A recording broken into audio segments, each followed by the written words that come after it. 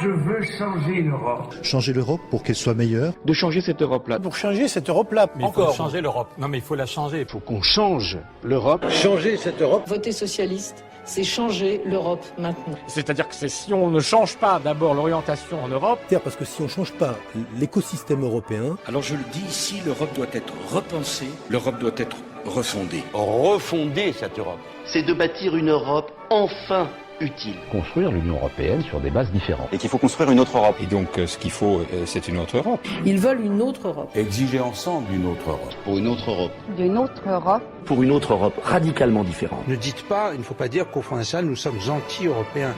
Nous sommes contre cette Europe-là. Je me suis rendu compte que tout le monde en France propose une autre Europe. Le Front National propose une Europe des nations, une Europe des patries. L'UMP, aux dernières nouvelles, a fait sa campagne en disant pour une Europe qui marche. Le Parti socialiste faisait campagne pour une Europe sociale. ELV pour une Europe écologique. Le Front de gauche et l'extrême gauche pour une Europe des travailleurs.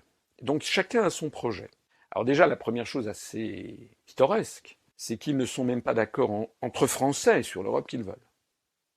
Déjà entre Français, on ne sait même pas l'Europe qu'on veut entre Français. Et ils prétendent par ailleurs que l'ensemble des pays d'Europe vont être d'accord avec leur projet.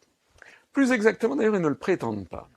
C'est là où il y a une vraie manipulation de l'opinion publique, c'est qu'au moment des élections européennes, par exemple, vous avez des gens qui proposent des listes en disant, voilà, une Europe des patries, une Europe ceci, une Europe cela, une Europe écologique, une Europe sociale.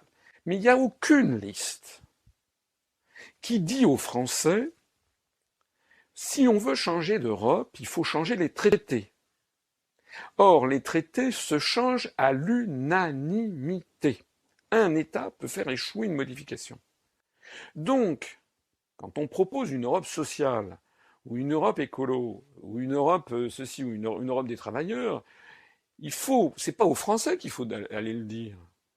Il faut d'abord que les partis politiques aillent voir les 27 autres États et peuples, et proposent donc le même projet avec les 27 autres États et peuples en disant, voilà, nous avons 27 partis frères dans les 27 autres, pas 22, pas 24, 27, plus la France, puisque ça doit être à l'unanimité. Il faut donc que tous les autres États, dans tous les autres États, il y ait un parti qui propose exactement la même chose. Schulz, socialiste allemand, est le président du Parlement. Et il ne pratique pas la langue de bois. Les puissants de l'Europe se réunissent à huis clos pour communiquer après à leur sujet, souvent surpris, sur quel sujet ils sont en désaccord.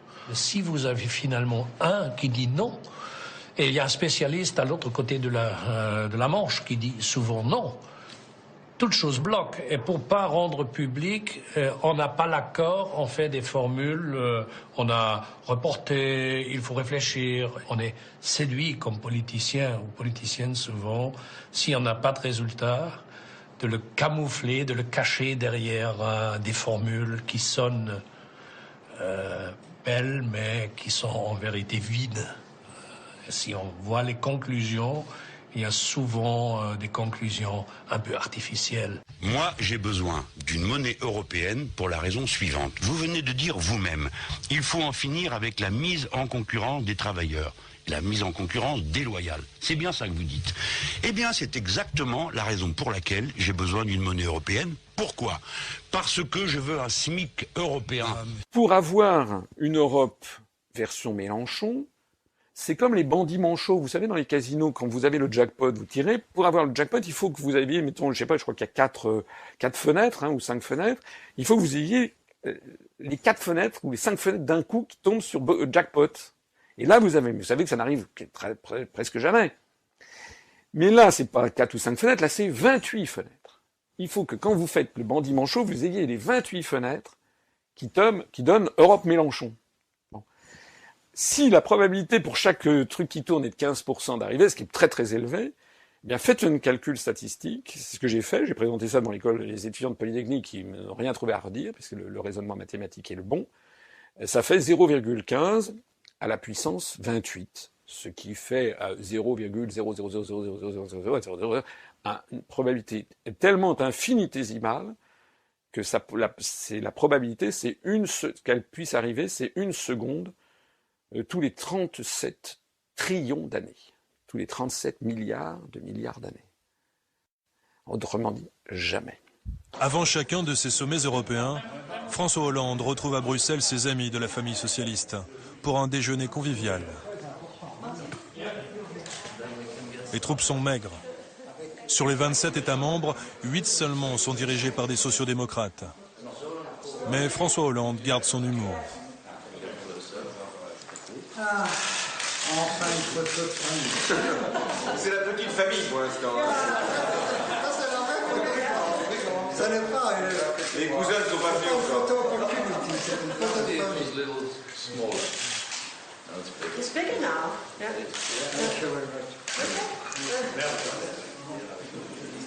Tous ces responsables de gauche pensent que dans l'Europe nouvelle, le social doit peser autant, sinon plus, que l'économique. Mais l'époque ne va pas dans leur sens. La plupart de ces dirigeants sociaux-démocrates européens voient la crise ruiner tous leurs espoirs.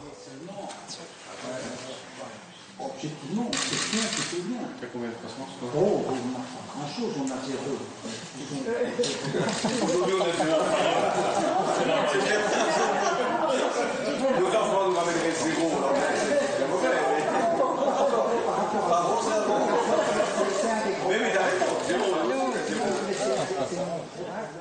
Alors on touche ici du doigt quelque chose qui est vraiment absolument décisif. C'est que la probabilité de changer l'Europe est nulle.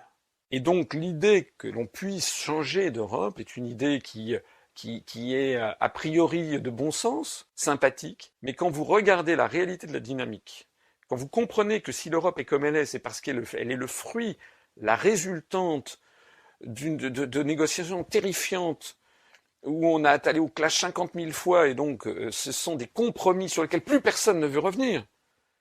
Plus personne ne veut revenir. L'idée de faire par exemple une Europe qui protégerait les services publics à la française, il y a une majorité de Français qui sont d'accord, mais jamais vous n'aurez l'accord des Luxembourgeois, jamais vous n'aurez l'accord des Britanniques ou des Néerlandais, jamais, jamais.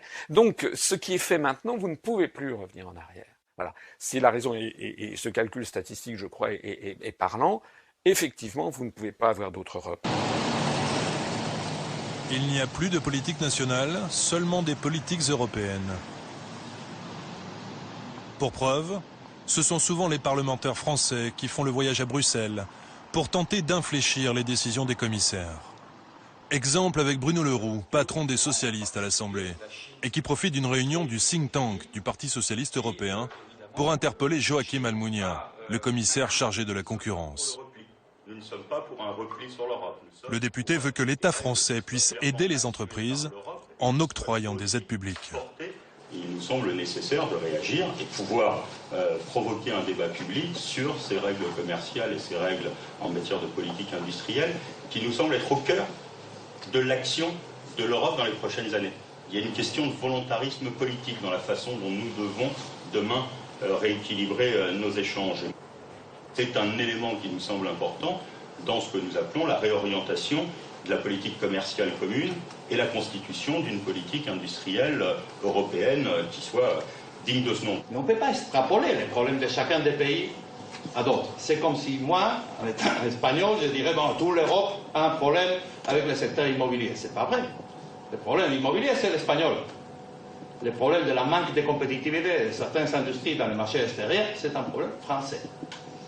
En particulier, pas seulement, mais en particulier français. Quand on compare la France avec, bien sûr, l'Allemagne, mais avec des pays comme l'Espagne, par exemple, qui a une industrie beaucoup plus faible, mais qui tient beaucoup mieux dans le marché extérieur. Et dont les exportations augmentent dans ces moments de difficulté. Pourquoi extrapoler les problèmes français à toute l'Europe si ce n'est pas le cas? Bruno Le Roux repart bredouille. Au cœur de l'Europe, la politique passe après l'économie. Les lois de Bruxelles sont implacables. La conclusion, c'est que l'Europe est irréformable. Elle ne peut être que comme elle est. Et il y a donc deux conclusions. Soit on y est, Et donc, on accepte la suite des événements en ayant compris que maintenant tout nous échappe. Soit on se redresse et on dit non, c'est pas possible et on en sort.